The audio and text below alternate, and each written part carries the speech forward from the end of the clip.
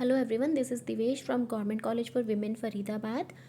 हम corporate law के topic debentures या बोरोइंग पावर्स की बात कर रहे थे। पिछले वीडियो में हमने पढ़ा कि डिबेंचर्स क्या है, कंपनी किस किस तरह से बाहर से फंड्स को बोरो कर सकती है। इट मीन्स कंपनी अपनी कैपिटल रिक्वायरमेंट को अपने बिजनेस को चलाने के लिए किस तरीके से पूरा कर सकती है, किस तरह से कंपनी शेयर्स इशू करके कैपिटल को कलेक्ट कर सकती है या फिर कंपनी बाहर से फंड्स को बोरो करके अपने बिजनेस को कंटिन्यू कर सकती है। हमने फिर पढ़ा था डिबेंचर्स, उसके अलग अलग क्लासेस के बारे में बात की थी, जैसे secured debentures, unsecured debentures, convertible debentures, non convertible debentures, उसके बाद रिडीमेबल, नॉन रिडीमेबल डिबेंचर्स, यानी कि अलग अलग टाइप के डिबेंचर्स की हमने बात की थी। अब हम इसके आगे का टॉपिक पढ़ते हैं। आगे का टॉपिक हमारे पास है कि कोई भी कंपनी जब डिबेंचर्स को इशू कर रही है और डिबेंचर्स को इशू करते टाइम कंपनी एक क्लोज का उपयोग करती है। उस क्लोज को, उस वाक्य को हम कहते हैं पारी पासु क्लोज। पारी पासु क्लोज का मतलब है कि जब भी कोई कंपनी डिबेंचर्स इशू कर रही है और वो डिबेंचर्स एक सीक्वेंस में, एक सीरीज में इशू किए जा रहे हैं, तो ऐसे इशू किए जाने वाले डिबेंचर्स के साथ हम एक क्लोज लगाते हैं। उस क्लोज का नाम है पारी पासु क्लोज। दूसरा, इस क्लोज का मतलब है कि कंपनी के सभी डिबेंचर्स को प्रोपोर्शनेटली पे किया जाएगा। प्रोपोर्शनेट का मतलब कि कंपनी के जितने भी डिबेंचर होल्डर्स हैं, इन सभी को अनुपातिक तरीके से कंपनी अमाउंट को वापस करेगी, यानी कि इनकी रीपेमेंट करेगी। तीसरा, अगर कंपनी के पास कैश प्रॉपर नहीं है, यानी कि शॉर्टेज है कंपनी के उस प्रिंसिपल अमाउंट को और इंटरेस्ट अमाउंट को वापस करने के लिए, तो इस केस में अगर ये क्लोज लगा हुआ है तो कंपनी के सभी डिबेंचर होल्डर्स को इक्वल रैंक दिया जाएगा उनकी रीपेमेंट के लिए। यानी कि जैसे मैं कहती हूँ कि किसी व्यक्ति के पास कंपनी के 10 लाख रुपए के शेयर हैं, किसी के पास 2 लाख के शेयर हैं, तो हम ऐसा नहीं कर सकते कि 10 लाख वाले को प्रेफरेंस दे देंगे और 2 लाख वाले को हम प्रेफरेंस नहीं देंगे। पारी पासु क्लोज यही कहता है कि चाहे किसी लेंडर के पास कम अमाउंट के डिबेंचर्स हैं या ज़्यादा अमाउंट के डिबेंचर्स हैं, तो इस केस में हम सभी डिबेंचर होल्डर्स को इक्वल ट्रीट करेंगे। इन सबको जब भी अमाउंट पे किया जाएगा तो वो अनुपातिक तरीके से या फिर प्रोपोर्शनेट मैनर में पे किया जाएगा।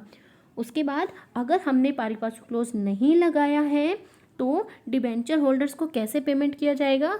तो डिबेंचर होल्डर्स को जिस डेट पे हमने डिबेंचर्स इशू किए हैं उसी डेट के अकॉर्डिंग हम उन डिबेंचर होल्डर्स के अमाउंट को वापस कर देंगे। नेक्स्ट हमारे पास है डिबेंचर्स विद ट्रस्ट डीड। सबसे पहले हम जानते हैं कि ट्रस्ट डीड क्या होता है। ट्रस्ट डीड यानी कि ये एक रिटन एग्रीमेंट है, ये एक समझौता है। ये डीड कंपनी और कंपनी के डिबेंचर होल्डर्स के बीच में किया गया एक एग्रीमेंट है। ट्रस्ट डीड यानी कि जब भी कंपनी के लैंडर्स कंपनी को लोन देते हैं या कंपनी ने उन्हें सिक्योर्ड डिबेंचर्स इशू किए हैं। सिक्योर्ड डिबेंचर्स यानी कि जब कंपनी के वो डिबेंचर्स किसी एसेट से सिक्योर्ड हैं, तो उन सिक्योर्ड एसेट्स यानी सिक्योर्ड डिबेंचर्स के जितने भी होल्डर्स हैं, कंपनी इन सभी डिबेंचर होल्डर्स को वो एक ही प्रॉपर्टी जो गिरवी रखी गई है वो नहीं दे सकती। आई एम रिपीटिंग कि कंपनी ने जब सिक्योर डिबेंचर्स इशू किए हैं तो वो सिक्योर डिबेंचर्स किसी प्रॉपर्टी से या किसी फिक्स्ड एसेट से मॉर्गेज या उससे सिक्योर्ड होते हैं। इस केस में कंपनी उन सभी डिबेंचर होल्डर्स को उस प्रॉपर्टी को नहीं दे सकती। इसीलिए सेपरेट चार्ज ना क्रिएट कर पाने की कंडीशन में कंपनी उनके साथ एक समझौता करती है। कंबाइंड मैनर में उन सब के अधिकारों को लिखा जाता है, उसको हम ट्रस्ट डीड कहते हैं। सभी डिबेंचर होल्डर्स को वो ट्रस्ट डीड दे दी जाती है। डिबेंचर होल्डर्स के इंटरेस्ट को और उनके अमाउंट की सेफ्टी के लिए कंपनी ट्रस्टीज़ अपॉइंट करती है। ये ट्रस्टी डिबेंचर होल्डर के इंटरेस्ट के लिए काम करते हैं और उस गिरवी रखी गई एसेट के सिक्योरिटी के लिए ये ट्रस्टीज़ काम करते हैं। ट्रस्टीज़ कंपनी और डिबेंचर होल्डर्स के बीच में एक मीडिएटर की तरह काम करते हैं। उसके बाद ट्रस्टीज़ रिसीवर अपॉइंट करते हैं, जो कि अगर कंपनी प्रिंसिपल अमाउंट या इंटरेस्ट अमाउंट में कोई भी डिफ़ॉल्ट कर देती है तो उस केस में रिसीवर उस संपत्ति को अपने पास रख सकते हैं। ताकि डिबेंचर होल्डर्स के अमाउंट को टाइम पे किया जा सके। उसके बाद डिबेंचर होल्डर्स के बेनिफिट के लिए ट्रस्ट डीड ट्रस्टीज़ और कंपनी के जॉइंट एफर्ट से बनाई जाती है। उसके बाद ट्रस्ट डीड में आप क्या क्या चीज़ें इंक्लूड करते हो, यानी क्या क्या कंटेंट्स होते हैं। ट्रस्ट डीड में आप लिखते हो कि आपने कितने नंबर ऑफ डिबेंचर्स इशू किए हैं, उन डिबेंचर्स का वैल्यू क्या है, डिबेंचर्स का इंटरेस्ट कितना है, कैसे उनका पेमेंट करना है, किन कंडीशंस पे या फिर किस मैनर में आप उस प्रिंसिपल अमाउंट को रीपे करेंगे, कंपनी ने जिस एसेट को गिरवी रखा है उस एसेट की क्या डिटेल्स हैं, कंपनी अगर डिफ़ॉल्ट करती है तो कंपनी के राइट्स और ऑब्लिगेशंस यानी कि कंपनी के अधिकार और कंपनी के दायित्व क्या होंगे।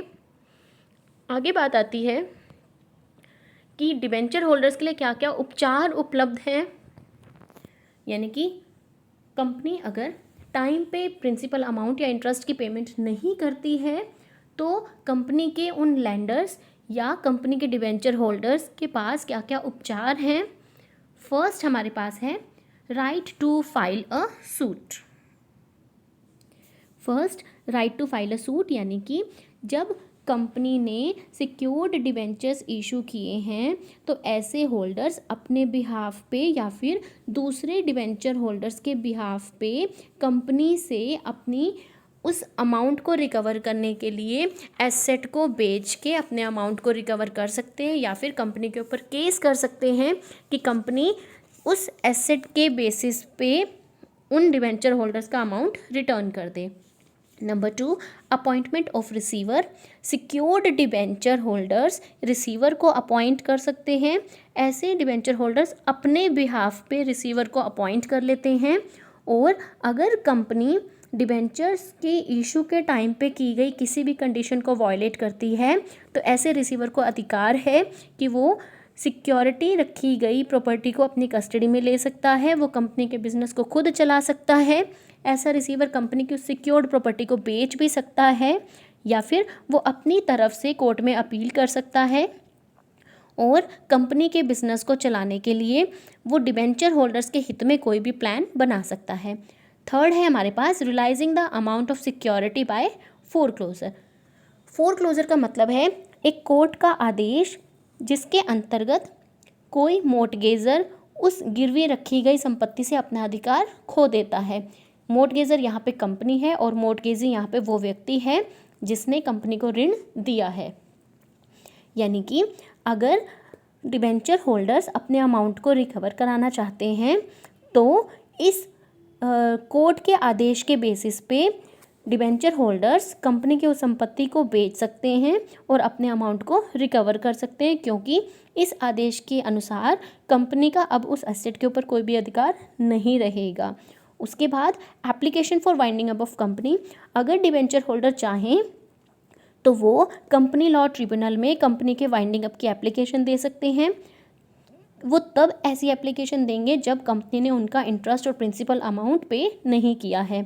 उसके बाद sale of security through trustees, यानी कि कंपनी ने डिबेंचर होल्डर्स के इंटरेस्ट के लिए जो व्यक्ति अपॉइंट किए थे ट्रस्टीज़, ऐसे डिबेंचर होल्डर इन ट्रस्टीज़ को कह के अपनी उस मोर्टगेज एसेट को बिकवा के उसको सेल करा के अपने इंटरेस्ट और प्रिंसिपल अमाउंट को रिकवर करा सकते हैं। नेक्स्ट है हमारे पास remedy in case of company becoming insolvent, यानी कि अगर कोई कंपनी दिवालिया हो रही है तो कंपनी के डिबेंचर होल्डर्स के पास अधिकार है कि वो उस गिरवी रखी गई एसेट को बेच के अपने अमाउंट को रिकवर कर सकते हैं। लेकिन अगर कंपनी का जब वाइंडिंग अप हो चुका है तो उसके बाद ऐसे व्यक्तियों को अपना इंटरेस्ट क्लेम करने का कोई भी अधिकार नहीं होता और ना ही उसके बाद अगर वो एसेट बिक जाती है तो उस बिकी हुई एसेट के ऊपर भी ऐसे डिबेंचर होल्डर्स का बाद में कोई भी अधिकार नहीं रहता। लेकिन अगर मोर्टगेज प्रॉपर्टी से डिबेंचर होल्डर्स का क्लेम पूरा नहीं होता तो ऐसे व्यक्ति उस एसेट को बेच सकते हैं और बचे हुए अमाउंट के लिए कोर्ट में अपील कर सकते हैं कि जितना अमाउंट कंपनी ने लिया था उनकी उस सिक्योर्ड एसेट से वो रिकवर नहीं हुआ, बाकी अमाउंट उन लेंडर्स को वापस किया जाए। या दूसरा ऑप्शन कि डिबेंचर होल्डर्स या लेंडर्स वो सिक्योरिटी कंपनी यानी कि वो सिक्योर्ड एसेट कंपनी को वापस कर सकते हैं और पूरे लोन के लिए या पूरे डेप्ट के लिए अब वो कोर्ट में अपील कर सकते हैं। वो ऐसी अपील इसीलिए करेंगे क्योंकि कंपनी इंसॉल्वेंट हो रही है, कंपनी के पास देने के लिए अब और कैश अवेलेबल नहीं है। उसके बाद एक टर्म आती है, हमने डिबेंचर होल्डर्स अब तक पढ़ा, अब एक टर्म पढ़ते हैं रजिस्टर ऑफ डिबेंचर होल्डर्स। जिस तरह कंपनी अपने शेयर होल्डर्स का रजिस्टर बनाती है यानी कि अपने सारे मेंबर्स का रिकॉर्ड रखती है, इसी तरह से कंपनी अपने डिबेंचर होल्डर्स का भी एक रजिस्टर बनाती है। इस रजिस्टर में उन डिबेंचर होल्डर्स का नाम, एड्रेस और ऑक्यूपेशन लिखा जाता है, किस व्यक्ति के पास कितने डिबेंचर्स हैं, कितना अमाउंट उसने दे दिया है यानी कि पेड अमाउंट और ड्यू अमाउंट, ये सब लिखा जाएगा। कंपनी के उस डिबेंचर रजिस्टर में कोई व्यक्ति किस डेट को कंपनी का डिबेंचर होल्डर बना वो भी लिखा जाएगा। और लास्टली किसी व्यक्ति को किस समय कंपनी का डिबेंचर होल्डर बनने से रोका गया है वो भी कंपनी के रजिस्टर ऑफ डिबेंचर होल्डर्स में लिखा जाएगा। उसके बाद हमारे पास टर्म आती है मोर्टगेज। मोर्टगेज यानी कि गिरवी रखना। First it is the pledge of the rights. Pledge of the rights का मतलब कि किसी कंपनी ने जब अपनी किसी एसेट को गिरवी रखा है तो गिरवी रखने के अधिकार को हम कहते हैं मोर्टगेज। कंपनी जब भी लोन लेती है तो उस लोन की सिक्योरिटी के लिए किसी इमूवेबल प्रॉपर्टी को रख दिया जाता है। ये एक ऐसा मेथड है जिसमें कंपनी अपनी रिक्वायर्ड कैपिटल को रेज करने के लिए किसी एसेट को सिक्योरिटी की फॉर्म में रख देती है। अगर जिस पार्टी ने या कंपनी ने अगर एसेट को गिरवी रखा है तो वो कंपनी मोर्टगेजर कहलाएगी, और जिस व्यक्ति ने उस एसेट के बदले में कंपनी को ऋण दिया है, लोन दिया है, ऐसा व्यक्ति मोर्टगेजी कहलाएगा। अब हम बात करते हैं कि जो मोर्टगेज है ये इमूवेबल प्रॉपर्टी के लिए होता है। जब हम कंपनी की कैपिटल रिक्वायरमेंट्स को पूरा करते हैं तो उसके लिए हम सिक्योरिटी रख सकते हैं, और वो सिक्योरिटी मूवेबल या फिर इमूवेबल दोनों तरह की प्रॉपर्टीज़ के लिए हो सकती है। लेकिन जब कंपनी इमूवेबल यानी कि जिसको हम एक जगह से दूसरी जगह नहीं ले जा सकते, इस तरह की प्रॉपर्टी को गिरवी रख के कंपनी फंड्स लेती है, बोरो करती है, तो उस समय जिस व्यक्ति ने हमें लोन दिया है हम उसकी ऑनरशिप के टाइटल उस व्यक्ति को दे देते हैं। नेक्स्ट है हमारे पास कि मोर्टगेज 2 टाइप्स का हो सकता है। फर्स्ट लीगल मोर्टगेज और सेकंड इक्विटेबल। लीगल यानी कि इसके नाम से ही क्लियर है, जब हम उस प्रॉपर्टी के टाइटल क्रेडिटर को दे देते हैं तो वो हमारी लीगल मोर्टगेज। ये एक ऐसा डॉक्यूमेंट है जो कि हमें ये बताता है कि कंपनी ने लोन कितना लिया है, कितने इंटरेस्ट पे लिया है और किन कंडीशंस पे लिया है। जब हम लेंडर को कंपनी उस लेंडर को उसका इंटरेस्ट और प्रिंसिपल अमाउंट वापस कर देती है तो वो लेंडर कंपनी की टाइटल डीड वापस कर देता है। सेकंड है इक्विटेबल मोर्टगेज। इक्विटेबल मोर्टगेज का मतलब कंपनी का वो क्रेडिटर उस प्रॉपर्टी को अपने पास रख लेता है यानी कि अपने पोजेशन में ले लेता है। अगर कंपनी प्रिंसिपल या इंटरेस्ट के पेमेंट के लिए कोई भी डिफ़ॉल्ट करती है तो ऐसा क्रेडिटर उस एसेट के लिए कंपनी कोर्ट में अपील कर सकता है कि अब उस एसेट को वो या तो मेरे नाम पे ट्रांसफ़र कर दी जाए या फिर वो उस एसेट को बेच के अपना अमाउंट रिकवर कर सकता है। नेक्स्ट है हमारे पास चार्जेस। जिस तरह से कंपनी किसी एसेट को गिरवी रखती है उसको हमने मोर्टगेज कहा, इसी तरह से एक नई टर्म यहाँ पे क्रिएट होती है, दैट इज़ चार्ज। हमने कहा कि कंपनी अपनी कैपिटल रिक्वायरमेंट्स को पूरा करने के लिए एसेट को गिरवी रख के लोन ले सकती है, इसके लिए हमने मोर्टगेज टर्म यूज़ किया। अब जब हम चार्जेस की बात कर रहे हैं तो कंपनी जब चार्ज रखती है तो ये चार्ज कंपनी के वर्तमान और भविष्य के ऋणों के लिए हो सकता है। नंबर 2, चार्ज किसी भी मूवेबल या इमूवेबल प्रॉपर्टी पे भी हो सकता है। तीसरा, चार्ज का मतलब कि जब कंपनी ने किसी एसेट को सिक्योरिटी के फॉर्म में दे दिया, लेकिन हमने ये नहीं कहा कि कंपनी ने लैंडर्स को एक्चुअली में वो एसेट ट्रांसफ़र कर दी। यानी कि कंपनी ने जब लोन लेना है तो कंपनी ने किसी एसेट को गिरवी रख दिया, दैट इज़ मोर्टगेज। कंपनी मोर्टगेजर और लैंडर मोर्टगेजी, लेकिन वो मोर्टगेजी का उस एसेट के ऊपर एक अधिकार हो जाता है कि कंपनी डिफ़ॉल्ट करती है तो वो वहाँ से रिकवर कर लेंगे। तो इस प्रोसेस को हम कहते हैं चार्ज। चार्ज भी हमारा दो टाइप्स का होता है, फिक्स चार्ज और फ्लोटिंग चार्ज। फिक्स्ड चार्ज, पहले हम फिक्स्ड चार्ज की बात करते हैं, यानी कि ये एक डेफिनेट टाइम पीरियड के लिए होता है, ये परमानेंट नेचर का है। और फिक्स्ड चार्ज किसी स्पेसिफिक प्रॉपर्टी पे ही रखा जाता है, जैसे charge on land, charge on building या charge on machinery. Fixed charge किसी एग्जिस्टिंग प्रॉपर्टी पे ही क्रिएट किया जाएगा, यानी कि वो एसेट कंपनी में उस टाइम अवेलेबल होनी चाहिए। इस चार्ज को हम स्पेसिफिक चार्ज भी कहते हैं। दूसरा चार्ज है फ्लोटिंग चार्ज, जैसे कि इसके नाम से क्लियर है, जो कि टाइम टू टाइम चेंज होता रहता है। इसको हम इक्विटेबल चार्ज भी कह सकते हैं। इस चार्ज को कंपनी के गोइंग कंसर्न कंसेप्ट के साथ अटैच किया जाता है। और ये फ्लोटिंग चार्ज किसी स्पेसिफिक एसेट को प्रेजेंट नहीं करता, बल्कि कंपनी की सारी एसेट्स को कवर करता है। उसके बाद फ्लोटिंग चार्ज की जब हम बात करते हैं तो इसका मतलब कि जब तक कंपनी चलेगी तब तक वो ऋण भी कंपनी के साथ कंटिन्यू है, यानी कि इररिडीमेबल डिवेंचर्स टाइप। लेकिन जब कंपनी ऐसे व्यक्तियों को टाइम पे इंटरेस्ट पे नहीं करती है, ऐसे चार्ज के अगेंस्ट कोई भी डिफ़ॉल्ट करती है, तो उस टाइम पे ये फ्लोटिंग चार्ज, जो कि फिक्स्ड और करंट दोनों एसेट्स के ऊपर रखा जाता है, तो ये चार्ज उस टाइम पे फ्लोटिंग चार्ज ना रह के बल्कि फिक्स्ड चार्ज में कन्वर्ट हो जाता है। नेक्स्ट है हमारे पास crystallisation of a floating charge. Crystallisation का मतलब जब कोई कंपनी फ्लोटिंग चार्ज से रिलेटेड किसी भी रूल को या कंडीशन को तोड़ देती है तो ऐसा चार्ज फिक्स्ड चार्ज बन जाता है, और इसी इवेंट को हम कहते हैं क्रिस्टलाइजेशन ऑफ फ्लोटिंग चार्ज। अब ये फ्लोटिंग चार्ज फिक्स चार्ज में कब कन्वर्ट होता है? जब कंपनी वाउंड अप हो रही है, या फिर कंपनी अपने बिजनेस को अब रोक रही है। तीसरा, जब कंपनी के डिबेंचर होल्डर्स अपने अमाउंट को रिकवर करने के लिए रिसीवर अपॉइंट कर देते हैं, तो भी कंपनी का वो फ्लोटिंग चार्ज फिक्स चार्ज में कन्वर्ट हो जाता है। नेक्स्ट है हमारे पास कुछ पॉइंट्स हैं। First point, registration of charges, यानी कि जो हम चार्ज क्रिएट करते हैं, चाहे वो फिक्स्ड है या फ्लोटिंग है, इसका भी रजिस्ट्रेशन कराना ज़रूरी है। कंपनीज एक्ट 2013 कहता है कि कुछ ऐसे प्रोविज़न्स हैं जिसके अंडर हम अपनी एसेट्स को क्रेडिटर्स के पास गिरवी रख सकते हैं। उसके बाद जब भी कोई कंपनी किसी एसेट को सिक्योरिटी के फॉर्म में रख रही है, लोन के अगेंस्ट सिक्योरिटी रख रही है, तो कंपनीज एक्ट के प्रोविज़न्स को फॉलो करना ज़रूरी है। इसके लिए सेक्शन 77 बताया गया है, जिसके अकॉर्डिंग जब भी कोई कंपनी लोन लेने के लिए एसेट को सिक्योरिटी के फॉर्म में रखती है, तो कंपनी को उस चार्ज को कंपनीज के रजिस्ट्रार से रजिस्टर कराना पड़ता है।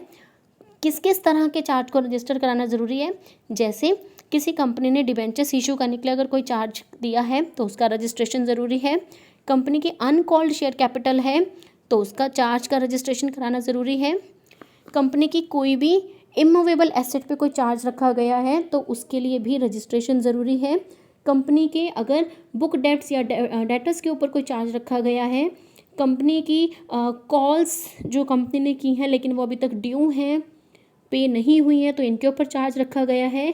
कंपनी की गुडविल, पेटेंट, ट्रेडमार्क के ऊपर अगर कोई चार्ज रखा गया है, तो इस तरह के सभी चार्जेस का रजिस्ट्रेशन कराना ज़रूरी है, और ये रजिस्ट्रेशन कंपनीज़ के रजिस्ट्रार के पास होता है। उसके बाद सेकंड टर्म आती है इफ़ेक्ट ऑफ नॉन रजिस्ट्रेशन, यानी कि जब कंपनी ने चार्ज तो रखा है, यानी एसेट को लोन लेने के लिए गिरवी तो रखा है, लेकिन अगर उसका कंपनीज रजिस्ट्रार के पास रजिस्ट्रेशन नहीं कराया तो उसके क्या क्या प्रभाव आएंगे। फर्स्ट केस हम बात करते हैं, ऐसा चार्ज वो अवैध घोषित हो जाता है, यानी कि अगर आपने एक स्पेसिफिक टाइम पे उस चार्ज को रजिस्टर नहीं कराया तो आपका वो चार्ज अब अवैध हो जाएगा, जिसके लिए वो क्रेडिटर्स कंपनी के ऊपर क्लेम कर सकते हैं। नंबर 2, अगर आपने चार्ज को रजिस्टर नहीं कराया तो जो अमाउंट आपको फ्यूचर में पे करना था, आपने उसका रजिस्ट्रेशन नहीं कराया, वो आपको अभी इमीडिएटली पे करना पड़ेगा। नंबर 3, अगर आपने कोई भी डिफ़ॉल्ट किए हैं चार्जेस के रजिस्ट्रेशन के रिगार्डिंग, तो कंपनीज एक्ट 2013 के अकॉर्डिंग आपको पनिशमेंट मिलेगी, जिसके अकॉर्डिंगली आपको पेनल्टी पे करना पड़ेगा। वो पेनल्टी आपका मिनिमम 1 लाख रुपये और वो मैक्सिमम 10 लाख रुपीज़ भी हो सकता है। और जो भी ऑफिसर्स इस चार्ज के रजिस्ट्रेशन के लिए डिफ़ॉल्टर्स हैं, तो उस फॉल्ट के लिए उन सभी व्यक्तियों को पनिशमेंट दिया जाएगा या उनको इम्प्रिजनमेंट दिया जा सकता है। थर्ड है हमारे पास register of charges. Register of charges का मतलब कि कंपनी ने जिस जिस एसेट के ऊपर चार्ज रखा है उसको कंपनी के रिकॉर्ड्स में रखा जाता है, टाइम लिखा जाता है कि किस टाइम पे वो हमने चार्ज क्रिएट किया, तो इसको हम कहते हैं रजिस्टर ऑफ चार्जेस। ये कंपनी की एसेट्स को अफेक्ट करता है, इसलिए इसको बनाना ज़रूरी है। चार्ज का जो रजिस्टर है ये कंपनी बनाती है और ये कंपनी के रजिस्ट्रार के पास भी ये हर टाइम अवेलेबल होता है। इस रजिस्टर ऑफ चार्जेस में हम क्या क्या मेंशन करते हैं, हमने किस प्रॉपर्टी को गिरवी रखा है, चार्ज का अमाउंट कितना है, कौन कौन व्यक्ति उस चार्ज के लिए रिस्पॉन्सिबल हैं, आपने किस डेट को वो चार्ज क्रिएट किया है, आप उस चार्जेस में कोई चेंजेस चाहते हैं, मॉडिफिकेशंस चाहते हैं तो आप किस टाइम कर सकते हो, आपके वो मॉडिफिकेशंस क्या हैं। उसके बाद आपने जो भी चेंजेस किए हैं वो चेंज चार्जेस भी आपको रजिस्ट्रार ऑफ कंपनीज के पास रजिस्टर्ड कराने ज़रूरी हैं। Thank you for watching my video.